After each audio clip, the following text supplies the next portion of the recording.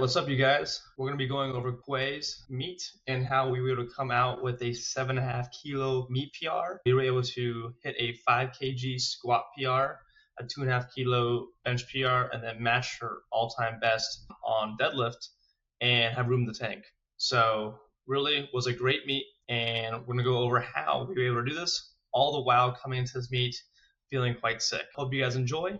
We're going to go over Quay's programming, some of the things that we did over basically 3 blocks leading into open states, where we were able to come around with a 7.5 kilo meet PR, which is pretty solid. And again, this video is really going to be talking about 1, her taper week, number 2, her variables going into this meet, and number 3, how we did a specific thing with deadlift that was pretty unique in programming wise. Turned out pretty well leading into her meet. So we'll first go over her deadlift. So the biggest thing I want to go over is we did this unique thing where I thought pause deadlifting could be a great way for her to really focus on her technique. And with that, we could use that to be able to smoothly transition into a normal competition standard single. You'll see here, she has her primary deadlift on Friday, and we had her do a single paused all the way throughout this whole entire block. Get to the week 4, hit that, and then came over here and we did it again. We ramped back in, but what we did was this final week, we made it non-paused. This is the second to last block before the last block that goes into the meet. So we did a non-pause single on that final week that would transition her very nicely into this last block.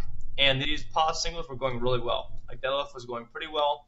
This last week showed up a little weird. I believe variables were a little off. It showed up pretty nicely, and it seemed like that pausing really did well and established great technique, and she was strong with it. So we were like almost considering doing the pausing on the final block and then not pausing on meet day. But I decided to kind of just get her that specificity on that final block and just run with the single the whole entire block. So we ran with the single, and we didn't do a heaviest 2 weeks out approach. We kind of ramped in to this meet just to kind of let her build into it. And on that final week, that taper week, we would just pull off the secondary as needed. Turned out really well.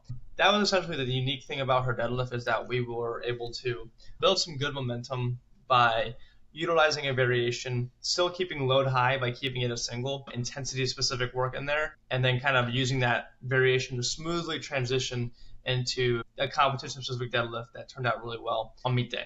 Now we'll go over her taper work, and the context behind all this is, for one, she was cutting weight. Cutting weight was going okay. She had some tough time losing some weight leading into the meet, and she was also pretty sick. So I think the sickness also played a role into her not being able to cut weight as efficiently and as normally as we would typically be able to. And she was feeling pretty tired. This last week, she was feeling pretty beat up in prep, and so we knew that we needed to kind of do, to some degree, a pretty decent pullback, really mainly on squat and deadlift. Bench was going pretty normal, and you'll see here we didn't really pull back too much as I go through this. But first things first, typical structure in her week was secondary squats on this day, secondary deadlift, and some Larson bench press on Monday. She had her secondary bench press on Wednesday. And then Thursday, primary squat with high bar backoffs and some accessories. And then primary deadlift and primary bench with some accessories. So that was her structure. Now, leading into the last week, we obviously need to adjust things because of the fact that her primary was on Thursday for squat, and her primary deadlift and bench was on Friday, when her meet day was on Sunday. So we needed to adjust things so that she would feel good and prepared and strong on a Sunday. So what we did here that turned out pretty well is Monday, where she typically had her secondary squats, we just had her do a 3x5 with very lightweight, essentially just going in there and squatting. The same thing with deadlift, just go in there, touch a bar like you normally do on a Monday, just to get in there and do something. We'll kind of use this as a very minimal, again, she was very fatigued, so we kind of use this as a minimal way to kind of bridge the gap, because we wouldn't have our normal exposure on this day, but we need to still do something on this day, kind of keep our body in that rhythm that it would typically wasn't.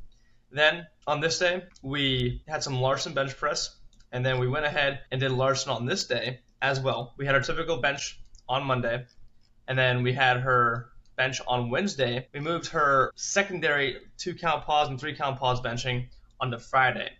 Reason behind that is because of the fact that she had typically 1 day off between her secondary bench press and her primary. Therefore, we needed to have only 1 day off, and then Sunday was her meet day. So that's the reason behind that. Again, we had this 1 day exposure, 1 day off between the secondary and her other secondary day, which was Wednesday in this case, where she typically has, again, that 1 day off on Tuesday and does Larson on Monday. We just went in here, did some pretty decent Larson, nothing crazy, just to keep her exposed to bench press and not have her go from her last benching day right here was Friday.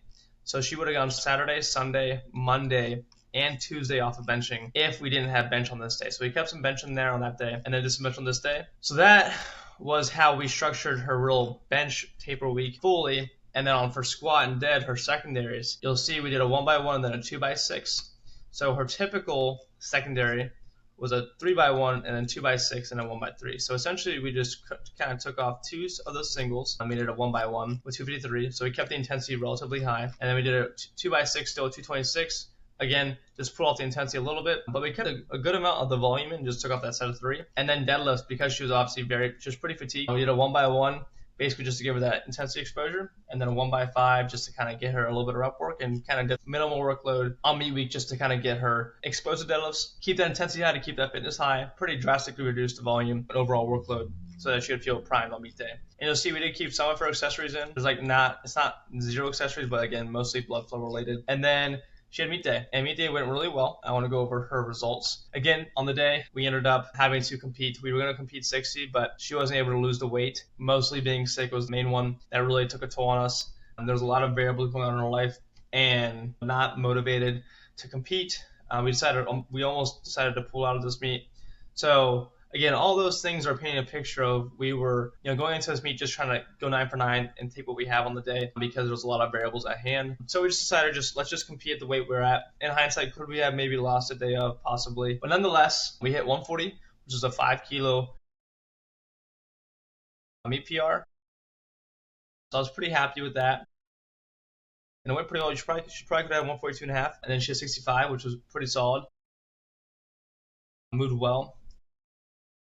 And then 155 on deadlift, flew, just like I did at our last meet.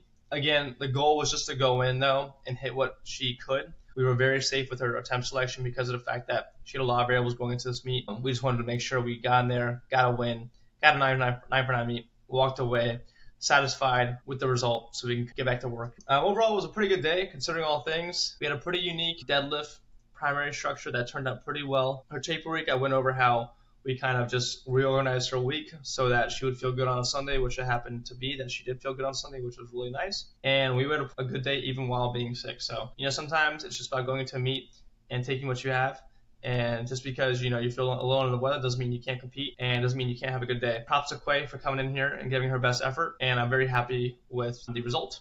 Our next meet is looking to be Sunshine State Showdown here in July in 2025. So we're hoping to put together a really nice total. Hopefully variables will be more in our favor this next meet, but it's been a pleasure coaching Khue. All right. Thank you guys for watching. I hope you enjoyed and hope you learned something from Khue's programming and how even while she was quite sick, we were able to come out and have a great day just by building a very good program structure. Any questions, comments, concerns, please leave them down in the comments section below. And take it easy.